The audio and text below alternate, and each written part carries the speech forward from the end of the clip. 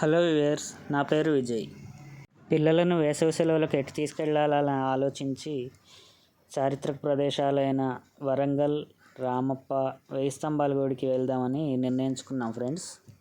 ఇప్పుడు మీరు చూస్తున్నది రామప్ప ఆలయం ఫ్రెండ్స్.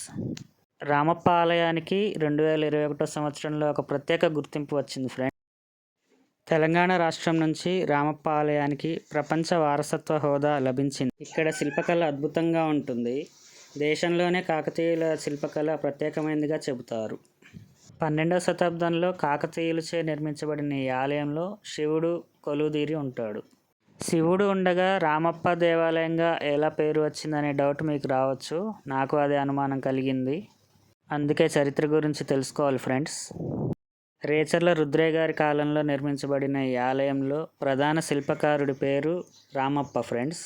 అలా ఆ శిల్పకారుడి పేరు మీదుగానే రామప్ప దేవాలయంగా దీనికి పేరు వచ్చింది.